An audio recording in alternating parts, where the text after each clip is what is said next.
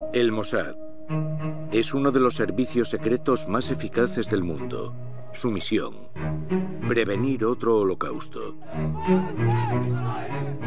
No se puede hacer una verdadera lectura de la historia de Israel y del mundo en general sin entender la historia secreta de sus servicios de inteligencia.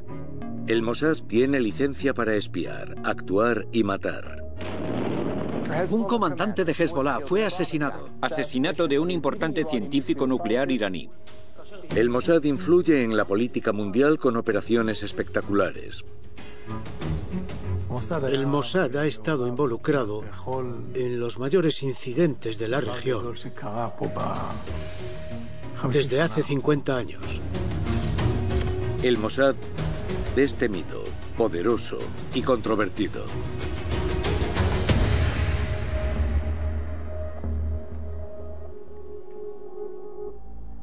A principios de la década de los 80, la situación en la frontera norte de Israel se complica.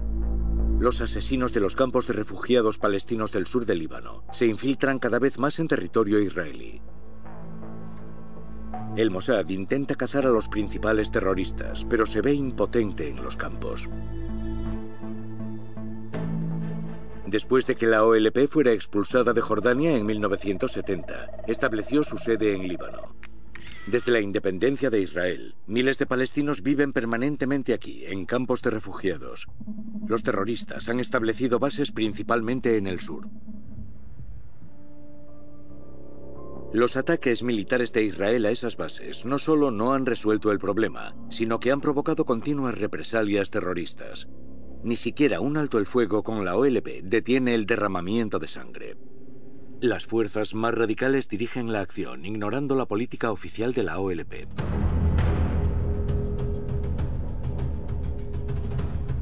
El gobierno de Israel está empeñado en un esfuerzo total por contrarrestar el terrorismo en la frontera norte. En su día, el propio primer ministro Menachem Begin había llevado a cabo sangrientos ataques por la independencia de Israel. Encuentra su socio perfecto en Ariel Sharon, ministro de Defensa desde 1981. Quiere deshacerse de la OLP de Líbano con un ataque militar. Pero Israel no puede invadir un país extranjero sin más. Sus dirigentes inician una política de provocación deliberada.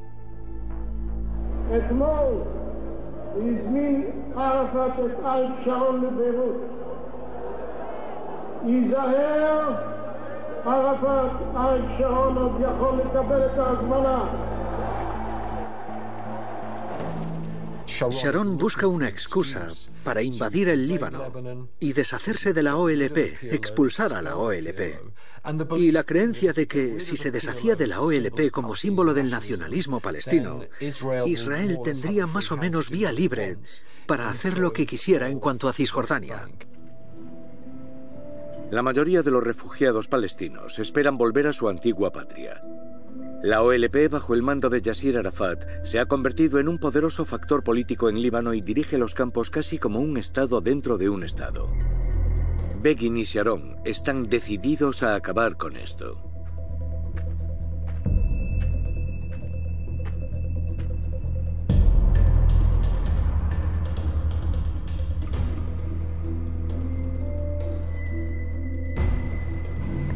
Sus aliados lógicos en la lucha contra la OLP son los cristianos de Líbano. El Mossad mantiene estrechos contactos con ellos, ya que los palestinos son su enemigo común. Las milicias cristianas luchan contra la OLP en una guerra civil desde 1975.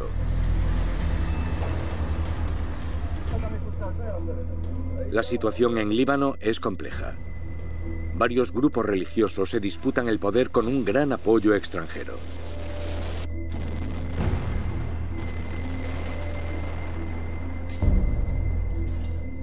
Israel apoya a los cristianos, Irán a los chiitas, y Siria interviene con su ejército junto a la OLP. Los palestinos ponían controles, identificaban a los cristianos por su nombre y los ejecutaban. Y los cristianos hacían lo mismo, a veces sin identificarlos. Les enseñaban un tomate Y como los palestinos lo llaman Bandora y los libaneses Banadura, a quien lo llamaba Bandora le disparaban. Beirut era el salvaje oeste. Dentro del Mossad hay dudas sobre la fiabilidad de la milicia cristiana, pero apoyarlos parece la única forma de influir en los acontecimientos del Líbano.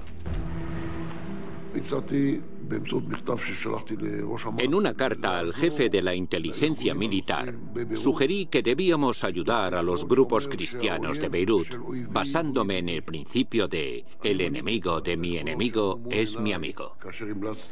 Sopesé varias opciones cuando recomendé ayudar a los cristianos del Líbano, y ninguna de ellas incluía que el ejército israelí entrara físicamente en Líbano o limpiara Beirut. Son las 10:53. Las unidades blindadas israelíes entraron hace 50 minutos, marcando el inicio de la operación, y nadie puede predecir cómo se va a desarrollar esta operación militar.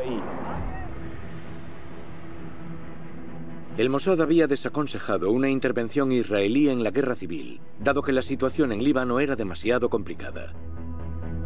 Pero Ariel Sharon tiene grandes planes. Al principio, solo se habla de atacar las bases de la OLP en la frontera, pero el auténtico objetivo es destruir la infraestructura de la OLP en todo Líbano y expulsar a los sirios. Después de eso se instalaría un régimen pro-israelí. 2 meses después de la invasión, la OLP se retira del Líbano. La estrategia de Sharon parece funcionar.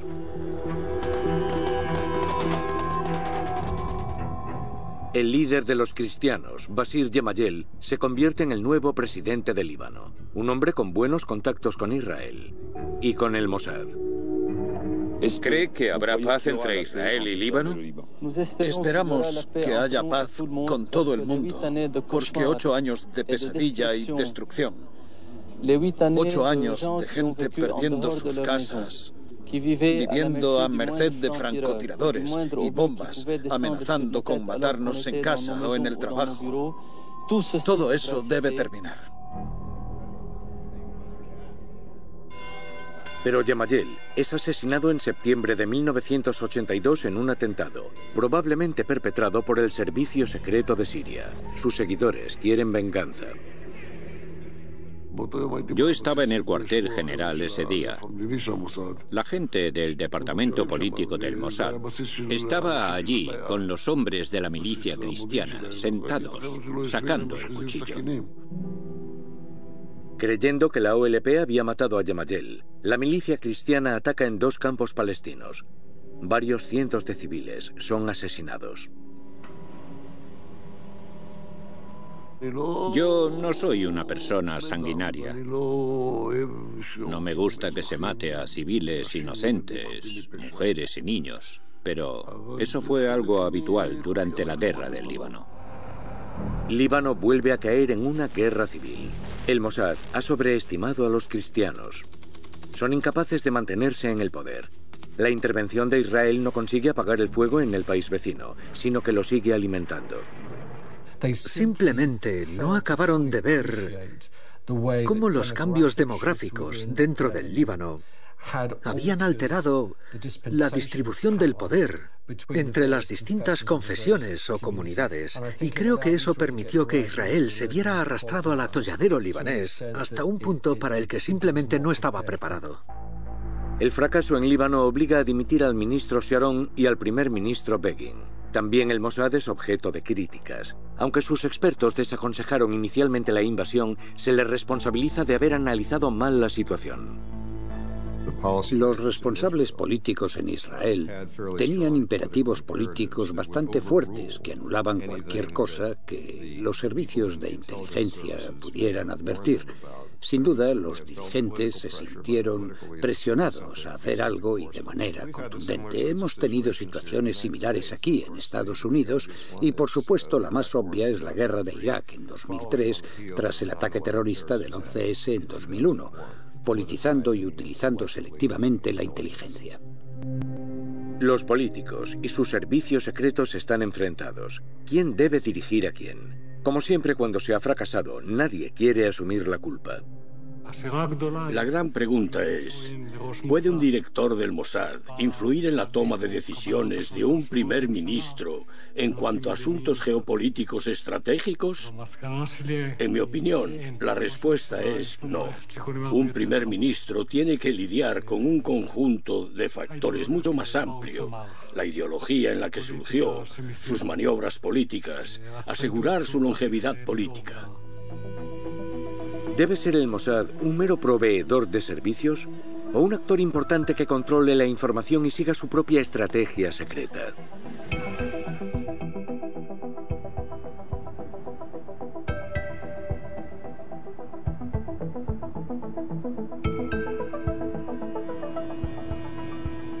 El verdadero poder del Mossad se hace patente en África Oriental. Una comunidad judía vive en Etiopía desde tiempos bíblicos. Y a principios de los 80, decenas de miles de personas corren cada vez más riesgo de sufrir violencia y hambre.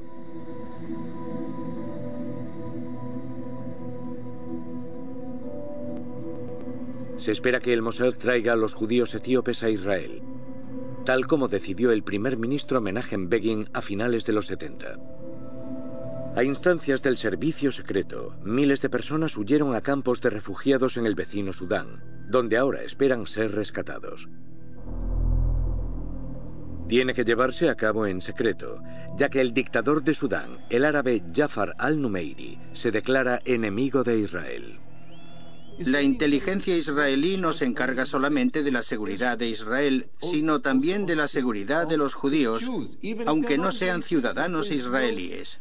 No hay ningún otro ejemplo en el mundo de una organización de inteligencia que se encargue de ciudadanos de otro país por compartir religión. Eso es en parte lo que nos hace únicos, lo que hace única a la inteligencia israelí. Unas dramáticas operaciones de rescate forman parte del mito fundacional del Mossad. Cientos de miles de personas son llevadas a Israel. En sus primeros 4 años de existencia, el país duplica su población. Tras la Segunda Guerra Mundial, los judíos europeos entran ilegalmente en el mandato británico en Palestina. Tras la proclamación de Israel, el Mossad se ocupa de llevar a las comunidades judías de los países árabes a la tierra de sus antepasados. 30 años después, el Mossad busca formas de trasladar a los judíos etíopes a Israel. Esa operación suponía romper todas las reglas en cuanto a cómo realizar una operación clandestina. En primer lugar, era una zona en la que teníamos una capacidad de reconocimiento muy limitada. No teníamos forma de saber si nuestra gente podía ser descubierta. Un lugar de vacaciones de la costa de Sudán se convierte en el punto de partida de la misión secreta de rescate.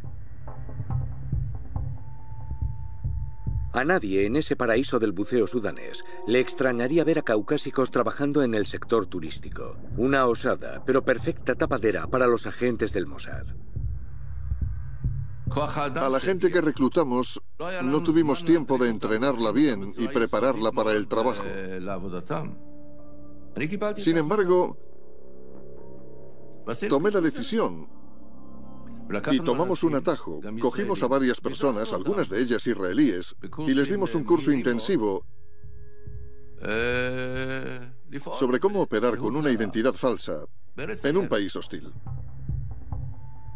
Con falsas identidades de personal europeo y estadounidense del centro turístico, los agentes del Mossad viven sin ser detectados durante años en Sudán. Gestionan con éxito el centro turístico de buceo. Los guías se deshacen en elogios hacia ellos. Durante el día atienden a los huéspedes. Por la noche, sacan a los judíos del país. Yo era cofundador y director del centro. En Israel, Gad Shimron es periodista y agente del Mossad. Entre otras cosas, era instructor de windsurf, operador de embarcaciones. De hecho, hasta trajimos la primera tabla de windsurf a Sudán. La hicimos llegar desde Israel en un avión militar. Con el tiempo, la vida en el paraíso del buceo se convierte en rutina. Los agentes tienen una relación casual con los turistas, pero más de una vez se ven envueltos en situaciones complicadas que ponen en peligro su tapadera. Si se corría la voz de que eran israelíes, sus vidas estarían en peligro.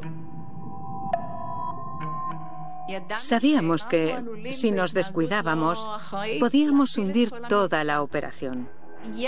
Era surrealista pensar que, mientras nos divertíamos en el centro turístico, bailando con los huéspedes, en una fiesta, esa misma noche, en la parte de atrás, había un convoy de camiones transportando judíos a un punto de evacuación. Los etíopes son recogidos en los campos de refugiados y llevados en barco por el Mar Rojo hasta Israel. Pero la marcha es lenta. La situación en los campos empeora. El Mossad encuentra formas de transportar en secreto a grupos más grandes. Las operaciones nocturnas son extremadamente arriesgadas.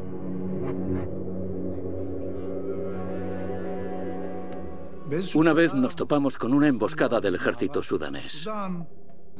Unos 60 soldados sudaneses salieron de repente de la oscuridad con sus fusiles. De repente veo a Dani con las manos en alto gritando al oficial: «¡Tú eres tonto! ¡Eres idiota! Si yo trabajo para el Ministerio de Turismo, me llevo a los turistas a hacer buceo nocturno y tú abres fuego contra mí. Mañana iré a Jartum a presentar una queja al jefe de Estado Mayor». El oficial, avergonzado, masculló una disculpa, reunió a sus hombres y se marcharon. Tienen varios enfrentamientos con los soldados sudaneses, pero el Mossad se las arregla para realizar más transportes, sobornando al dictador gobernante con sumas considerables. Con mucha discreción, por supuesto, para que Sudán pueda mantener su imagen en el mundo árabe. Cada grupo de judíos que veía alejarse de la orilla con los comandos navales o subirse a un avión me reportaba una enorme satisfacción. La gente del Mossad no es inmoral. Y si tenían que elegir entre traer judíos de Etiopía a Israel o matar a no sé quién, la mayoría de ellos prefería traer judíos de Etiopía. Así que sí, fue una misión positiva. ¿Quiénes son las personas que se juegan la vida por el Mossad? ¿Qué las inspira? Sé que, en parte, el agente del Mossad tiene la imagen del tipo del cuchillo en los dientes, o estilo James Bond, con armas sofisticadas. Pero no hay nada más peligroso a que te pillen con un arma en un país en el que no debes estar. Así que no llevas armas. Tu arma es tu identidad, tu tapadera. Para no descubrir su tapadera, los agentes casi siempre tienen que ocultar su identidad judía, lo cual podría costarles la vida en territorio enemigo. Pese al considerable riesgo personal, el Mossad nunca ha tenido problemas para reclutar agentes. Su presupuesto se ha incrementado en los últimos años y su personal se ha ampliado. Últimamente los expertos en cibernética están muy solicitados, pero desde el principio se ha buscado un determinado tipo de personalidad. Debe ser una persona fiable, de moral fuerte. Y por otro lado, debes tener la capacidad de ser otra persona totalmente distinta en ciertas situaciones. Sin embargo, la combinación de estas dos cualidades es difícil de encontrar. Por lo general, la gente o es honesta y justa o no tiene vergüenza. Por eso cuesta tanto encontrar buenos agentes. Por eso, solo 1 de cada 1000 encaja. Quienes encajan en el perfil tienen una perspectiva profesional brillante. La estrecha conexión entre el sector de la seguridad y la política en Israel abre muchas puertas. Y una vez que entras, estás en un club de chicos y chicas que, porque hay igualdad entre chicos y chicas, al principio al menos, y empiezas a cobrar un salario que no suelen cobrar los israelíes. Sin haber estudiado nada ni haber ido a la universidad, tú no pides trabajar en inteligencia. Te invitan a ti. En Israel se sigue considerando que es lo mejor, lo más brillante y lo más vanguardista. Cuando en Israel te preguntan a qué te dedicas y les contestas trabajo para la oficina del primer ministro en voz baja, saben qué quieres decir. Oficina del primer ministro es el término clave y cuando lo dices en voz baja, sonriéndote un poco, saben que eres del Mossad. Y da igual si eres un contable, tienes prestigio. Un golpe militar en 1985 acaba abruptamente con la operación del Mossad en Sudán. Los nuevos dirigentes denuncian a su predecesor al-Numeiri como colaborador y amigo de los judíos. La situación se vuelve muy peligrosa para los agentes israelíes y abandonan el centro turístico. Durante casi 10 años, el Mossad no deja de trasladar a judíos etíopes a Israel. En su carrera contrarreloj, 4.000 personas mueren antes de que los agentes puedan salvarlas. Pero en general la operación es un gran éxito para el Mossad. Unos 20.000 judíos etíopes son puestos a salvo hasta 1985.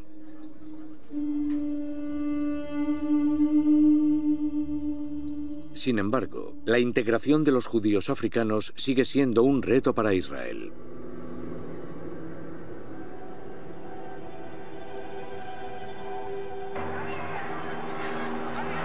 En 1987.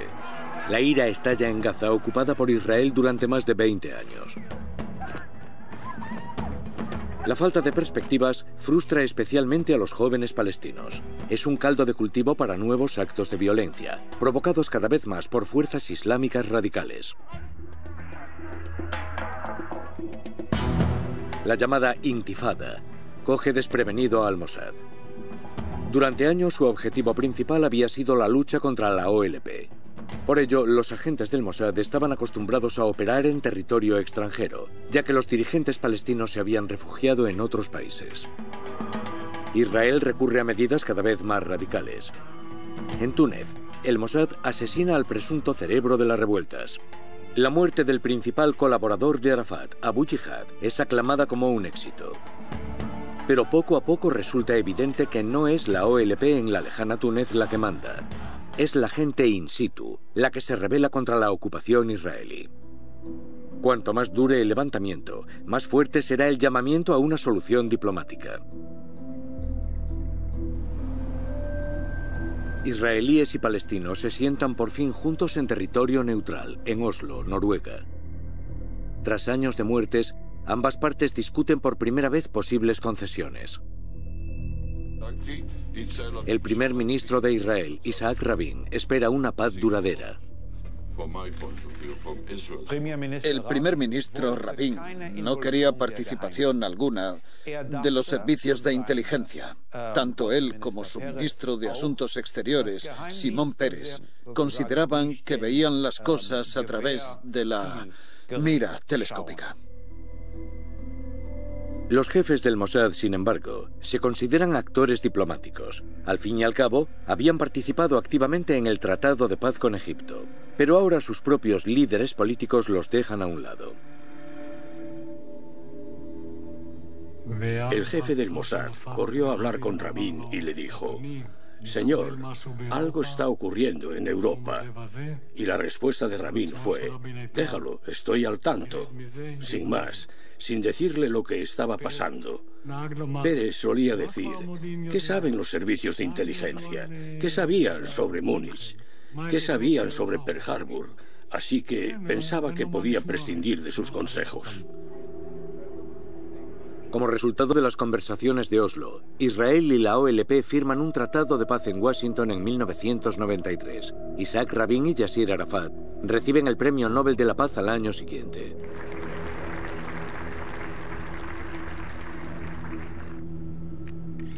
Las tropas de Israel se retiran de la Franja de Gaza y Cisjordania. A partir de ahora, ambos territorios quedan bajo autogobierno palestino.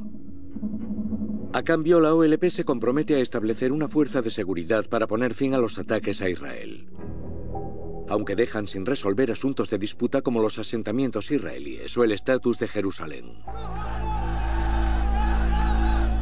Pero Yasir Arafat ya no habla en nombre de todos los palestinos. Una nueva fuerza radical ha cobrado fuerza. la organización terrorista islámica Hamás. Su objetivo, una teocracia y la destrucción de Israel. El jeque Ahmad Yassin fundó Hamás con el estallido de la Intifada en 1987. Un tribunal israelí lo condena a cadena perpetua, pero eso solo hace más fuerte a Hamás. Tras el acuerdo de paz, Israel espera que la OLP actúe contra el terrorismo de Hamás, ya que las operaciones llevadas a cabo por la inteligencia israelí podrían poner en peligro el proceso de paz. El enfoque principal era: Hamás es un problema, pero mientras Yasser Arafat y la autoridad palestina quieran seguir y vean interés en continuar el proceso de paz, se ocuparán de Hamás. La cuestión es que en un momento dado, los dirigentes palestinos decidieron, probablemente, frenar su guerra contra Hamás. Y ahí fue donde empezaron los problemas.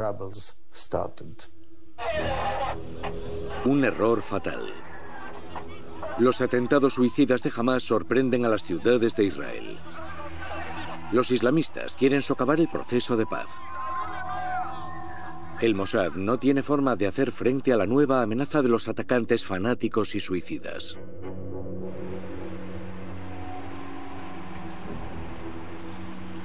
Los partidarios del nuevo primer ministro de Israel, Benjamin Netanyahu, en el cargo desde 1996, esperan que retome una política de fuerza. Hombres, mujeres y niños, niños pequeños, fueron asesinados. Como primer ministro es mi responsabilidad hacer todo lo que esté en mi mano para combatir el mal del terrorismo. El primer ministro pidió a los jefes de los servicios de inteligencia que vieran a qué personas podían atacar y eliminar para detener los ataques de Hamás. En el Mossad trabajamos para averiguar a quiénes podíamos acercarnos, pero los líderes de Hamás estaban en Amán, Jordania, y no podíamos acercarnos a ellos. Teníamos que saber dónde vivían, qué coche tenían, dónde trabajaban y qué rutas seguían. Todos los detalles que nos permitieran eliminarlos. Para las operaciones en Jordania, el Mossad tiene que crear primero una nueva base. El servicio secreto se había retirado de allí en gran medida en 1994 para no poner en peligro el tratado de paz. Pero ahora, la paz ha vuelto a dar paso a la lucha y los asesinatos.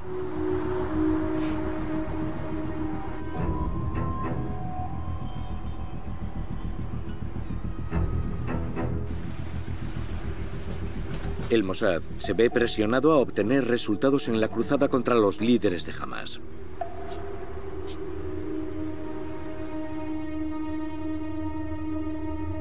Los agentes del Mossad preparan una lista de posibles objetivos de Hamás en Amán. Sin embargo, sus superiores vacilan.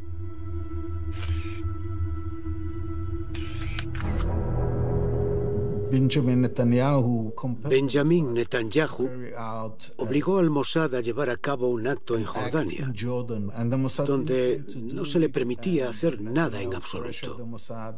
El Mossad no quería, y Netanyahu lo presionó. A veces los políticos necesitan mostrar a la gente algunos resultados, y la salida más fácil era el Mossad o las FDI, el ejército israelí. Netanyahu quiere atacar el corazón de Hamás. Khaled Meshaal, jefe político de Hamás en Amán, se convierte en su primer objetivo. Nada debía apuntar a un ataque israelí. El gobierno jordano temía las revueltas palestinas en los campos de refugiados. La idea es envenenar a Meshaal a plena luz del día, pero sin que nadie se dé cuenta, para que parezca que ha muerto por causas naturales. La unidad experimentó con personas desprevenidas en la calle. Dos personas se acercaban al objetivo por detrás. Una lo rociaba y la otra, justo antes, agitaba y abría una lata de cola para que salpicara por todas partes. Cuando la víctima se giraba y veía la lata de cola agitada, creía que era eso lo que la había rociado.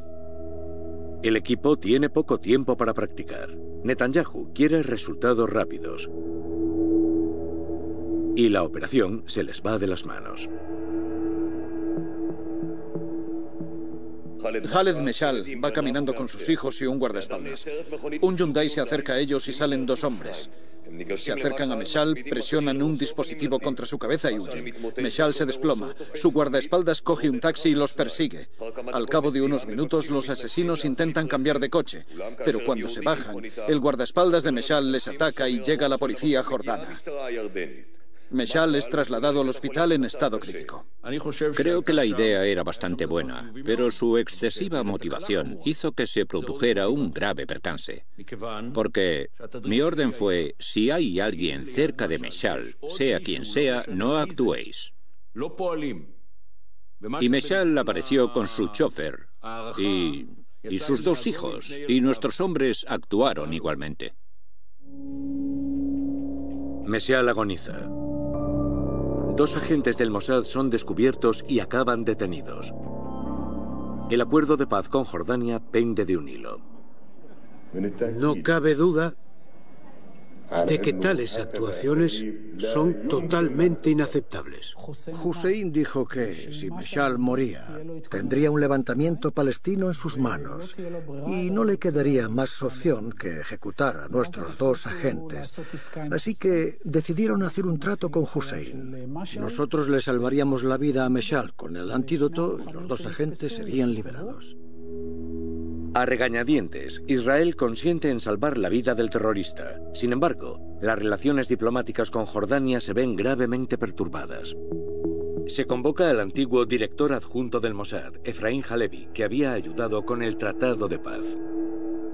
Era el único israelí en el que el rey Hussein de Jordania estaba dispuesto a confiar para intentar negociar algún tipo de solución a la crisis sin que se produjera una ruptura formal de las relaciones diplomáticas o, aún peor, un estallido de hostilidad entre Jordania e Israel. El gran objetivo estratégico de Halevi era rescatar ese tratado de paz con Jordania, que al fin y al cabo servía más a largo plazo a la estabilidad de la región y a la seguridad de Israel que quitar a alguien del liderazgo de Hamás. Israel paga un alto precio por la paz. El fundador de Hamás, el jeque Yassin, es liberado de prisión, una concesión a Jordania destinada a apaciguar a los palestinos que viven allí. Tras ser salvado, Khaled Meshal se convierte en el nuevo líder de Hamás. Su intento fracasó. Ya hemos visto sus cartas y son los grandes perdedores en todos los acontecimientos recientes. La operación del Mossad debía debilitar a Hamás y frenar los atentados suicidas. Y ocurre lo contrario. En septiembre de 2000, los islamistas libran la segunda intifada contra Israel. El número de atentados suicidas aumenta.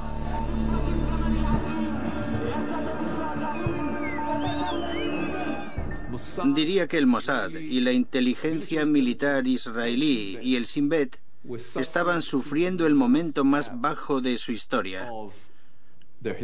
No eran capaces de hacer frente a la amenaza.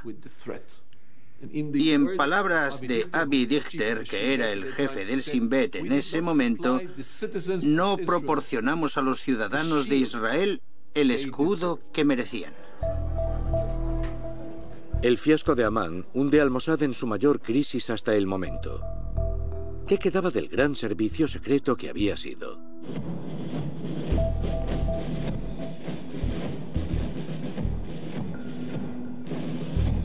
Con el nuevo milenio, entra en escena un nuevo y poderoso adversario, Irán. El Mossad debe reajustar sus objetivos. La República Islámica ve a Israel como su gran enemigo y ha sido excluida de todos los esfuerzos de paz en Oriente Próximo. Parte de la respuesta iraní a la exclusión y el desprecio fue que empezaron a incrementar su ayuda material a organizaciones como Hamás y Yihad Islámica Palestina. Básicamente dijeron, vale, si no vamos a formar parte de este proceso, no esperéis que lo apoyemos y no os extrañéis si lo hundimos. Y eso es básicamente lo que hicieron. Irán establece una red entre los enemigos de Israel. Mantiene un estrecho contacto con el régimen de Bashar al-Assad en Siria. Apoya a la milicia chiita Hezbollah en Líbano, con armas, dinero y combatientes. Pero también los islamistas sunitas hostiles de los territorios ocupados reciben ayuda de Teherán. Es una sorprendente alianza de conveniencia. Sunitas y chiitas llevan siendo confesiones separadas dentro del Islam desde hace más de 1000 años. Alrededor del 15% de los musulmanes de todo el mundo son chiitas, y la mayoría de ellos viven en Irán. Para los sunitas, igual que para los palestinos, los chiitas son adversarios. Pero en la lucha contra Israel, su disputa confesional parece insignificante. En 2002, Meir Dagan se convierte en el nuevo jefe del Mossad. Se trata de un militar que reforma fundamentalmente el servicio secreto. Para él, el principal adversario es Irán. Meir Dagan se caracterizó por ser un director del Mossad más fuerte y se suele decir que fue quien lo ayudó a sacar las garras otra vez. Llegó y dijo, basta de cháchara, tenemos que actuar, no hablar. E hizo que el Mossad se centrara durante 8 años en operaciones basadas en la acción. Creo que cogió al Mossad en un momento muy crítico, en que solo hablaba y se había convertido a la diplomacia blanda tras el telón, por así decirlo, y lo volvió una herramienta muy eficaz. De los agentes del Mossad, anteriormente desplegados en misiones encubiertas de larga duración, se espera ahora que ofrezcan resultados tangibles. Los datos se valoran según su beneficio para operaciones a corto plazo. Dagan ordena al Mossad que se centre en 2 objetivos principales. El primero, luchar contra la red anti-israelí detrás del terrorismo. Y el segundo, el programa nuclear de Irán. Desde finales de los 90, el Mossad conoce la existencia de emplazamientos nucleares en Irán. Oficialmente se usan solo para fines civiles, pero Israel se siente amenazado por ese potencial destructivo en manos de un enemigo. El régimen sionista de Israel es como un árbol podrido y seco que será aniquilado por una única tormenta. Cuando Meir Dagan asume el cargo, los analistas del Mossad estiman que Irán podría poseer armas nucleares en pocos años. Un peligro mortal.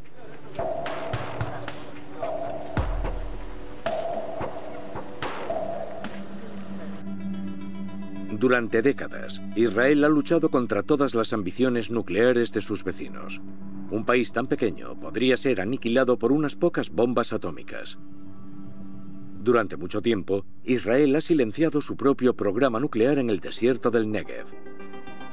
Hasta 1986 no se reveló que el reactor de ese lugar había estado produciendo plutonio apto para armas desde los años 60. Se creó específicamente un servicio secreto adicional para colaborar con el Mossad a fin de obtener los datos necesarios para la bomba de Israel. A día de hoy, Israel se considera la única potencia nuclear de Oriente Próximo, y el Mossad hace todo lo posible para que siga siendo así. Cuando el dictador iraquí Saddam Hussein construye un reactor a principios de los 80 con el apoyo de Francia, el Mossad intenta paralizar el programa con presión diplomática y sabotaje. Entonces el gobierno de Israel ordena un ataque aéreo. El emplazamiento en el este de Irak sufre graves daños.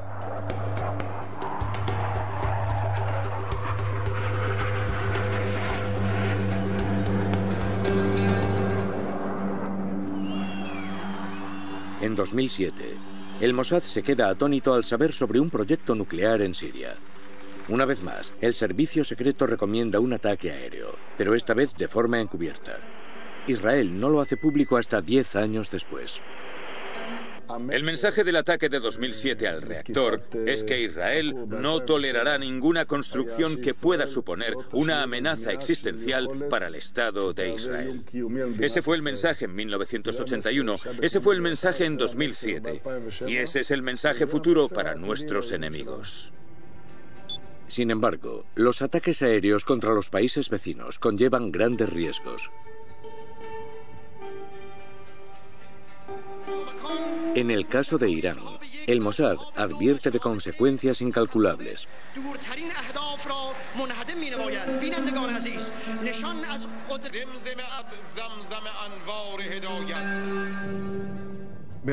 Meir Dagan era el nuevo director del Mossad. No quiero entrar en detalles, pero estaba a favor de cualquier acción que evitara tener que volar nuestros aviones. Dagan prefiere debilitar en secreto a Irán, valiéndose de alianzas no convencionales. Meir Dagan me dijo que teníamos que centrarnos en el mundo árabe, que había que invertir en países que no tuvieran vínculos oficiales con nosotros. Muchos países árabes, especialmente los de mayoría sunita, consideran que Irán es tan peligroso como Israel. Y, colaborando con Israel, ven la posibilidad de protegerse de la amenaza nuclear de Irán. ¿Compartir secretos con los árabes? La resistencia es intensa dentro del Mossad, pero la nueva política proporciona un importante acceso a Irán. Israel quiere que Occidente se sume e intensifique la presión sobre Teherán.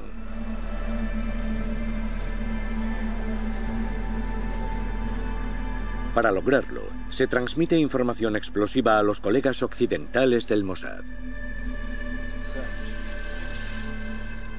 No hay duda de que la amenaza iraní no es solo una amenaza para Israel, sino para todo el mundo.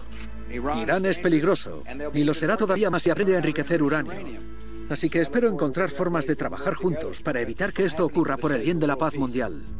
El dossier del Mossad sobre Irán también llega a los europeos. Desde que leí los primeros informes sobre el programa nuclear iraní en 2001, siempre era cuestión de 3 años. Pero no quiero restarle importancia. El programa nuclear de Irán existe realmente, pero lo más importante es su programa de misiles balísticos. No sirve de nada probar misiles de alcance medio si no tienes nada que poner encima. Y no iban a ser ositos de peluche. Así que había que decidir cómo reaccionar. El Mossad recurre a la presión, preferiblemente con muchos involucrados. Irán debía renunciar voluntariamente a sus ambiciones nucleares. Para ello, utilizan una nueva arma: el sabotaje informático. Medidas limitadas que no revelan su origen, no provocan represalias y no causan una escalada. Yo era partidario de utilizar esas medidas. Es un gusano, lo que significa que se propaga por sí mismo. Sigue moviéndose por el sistema y oculta su rastro. ¿Crees que Israel lo admitirá? Yo creo que no, aunque lo hayan hecho. Stuxnet. Un virus informático paraliza la planta de enriquecimiento de uranio de Irán, posiblemente como resultado de la colaboración encubierta entre la CIA y el Mossad. Además de las posibilidades digitales, el Mossad también recurre a un método antiguo. Para frenar un proyecto egipcio de misiles 40 años atrás, el Mossad fue a por sus especialistas alemanes. Y ahora 6 científicos que trabajaban en el programa nuclear de Irán son eliminados. Los iraníes se esforzaron mucho en proteger a los científicos restantes examinando el equipo que se introducía en el proyecto nuclear por temor a que estuviera contaminado con bichos, con virus. Y examinaban a todo el mundo por miedo a los topos del Mossad. Los propios iraníes retrasaron su proyecto poniendo todo tipo de obstáculos de seguridad y burocráticos. Lo retrasaron 2 o 3 años.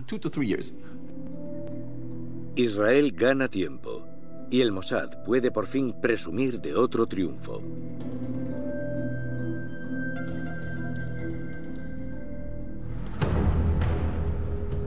Más de 700 kilómetros de muros y vallas pretenden proteger a Israel de los asesinos de Cisjordania. Los equipos del Mossad atacan a los autores intelectuales del terrorismo de Hamás y Hezbollah. El número de asesinatos en Israel disminuye. La libanesa Hezbollah dice que Israel asesinó a uno de sus principales líderes. Imad Mugniyya, uno de los principales comandantes militares del grupo, murió en un atentado con coche bomba en Siria. Un gran éxito para el Mossad. Mugniyya llevaba en la lista del Mossad casi 30 años. Los asesinatos selectivos son controvertidos, incluso en Israel. Es un método que se remonta a los inicios de la resistencia judía en Palestina. No se mata a gente aleatoria.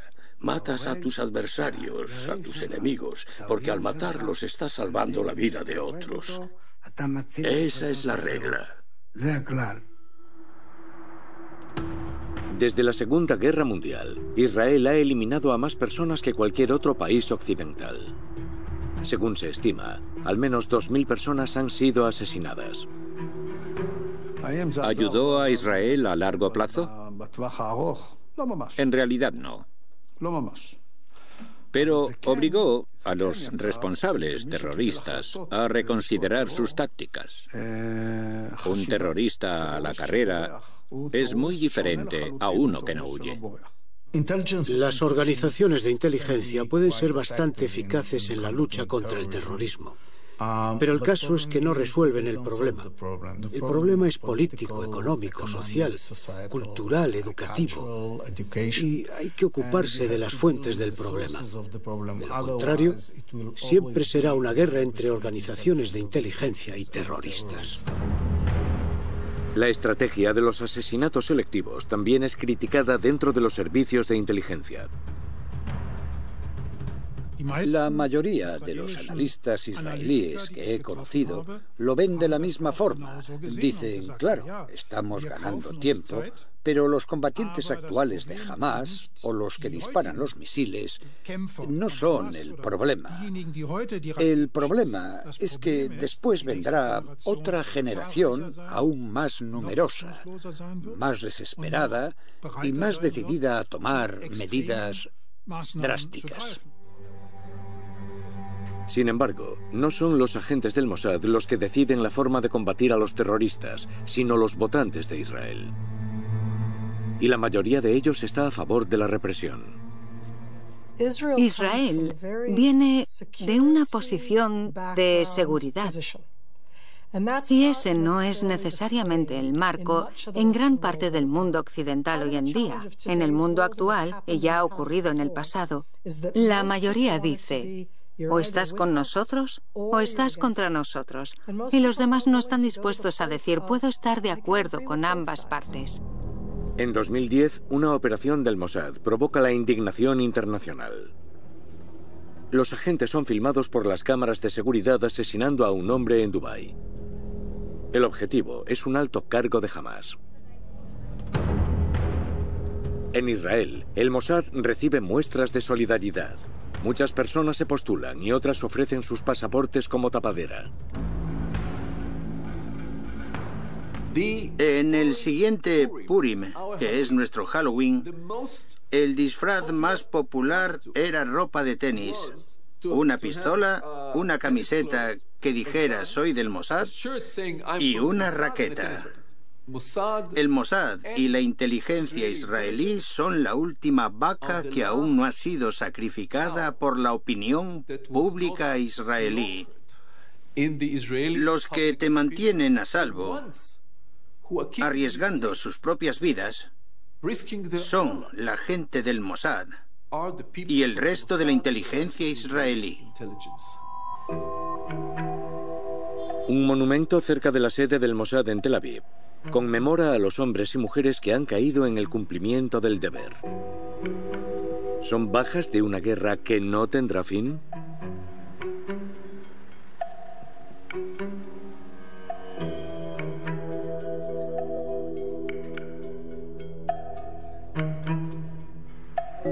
En 2012 el conflicto nuclear con Irán llega a un punto crítico. Las operaciones del Mossad solo han ralentizado el programa, no lo han detenido.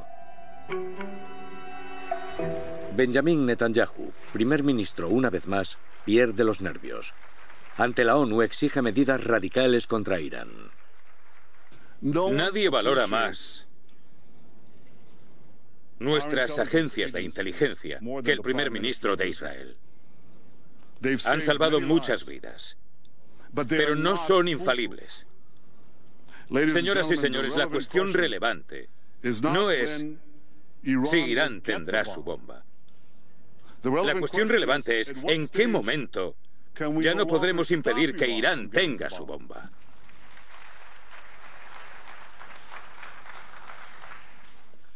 Hay que trazar una línea roja justo aquí. Él estaba listo, estaba dispuesto a ir a la guerra contra Irán. Había algo fetichista en la mente de Netanyahu sobre el proyecto nuclear iraní. Y pagamos un precio por eso, porque convirtió a Israel en el principal objetivo de Irán en Oriente Próximo. Y no debíamos ser su principal objetivo. Podían tener otros. No teníamos que ser nosotros. Los servicios de inteligencia utilizan su influencia para evitar un ataque aéreo. Y la estrategia parece dar resultado. En 2015, Irán firma un acuerdo. Estados Unidos ha logrado un acuerdo integral a largo plazo con Irán que le impedirá hacerse con armas nucleares. Cuando finalmente te das cuenta de a qué te enfrentas y de que tienes más poder para decidir cosas, ves que tienes una influencia crucial en las cosas y puedes evitar que se den acontecimientos realmente horribles. Pero la esperanza dura poco tiempo. En 2018, agentes del Mossad se hacen con unos documentos secretos que probarían unas actividades nucleares prohibidas en Irán. El primer ministro Netanyahu los hace públicos. Irán mintió. El presidente estadounidense Donald Trump pone fin al acuerdo nuclear con Irán. Se acabaron las conversaciones en Oriente Próximo. Creo que lo malo del Mossad y los éxitos del Mossad es que al ayudar a los responsables políticos a ir resolviendo problemas, los responsables políticos evitan entrar en buscar soluciones a los problemas de raíz. Belicista y pacificador. El Mossad ha sido ambas cosas a lo largo de su existencia, y su cometido, proteger a Israel, no será más fácil en el futuro.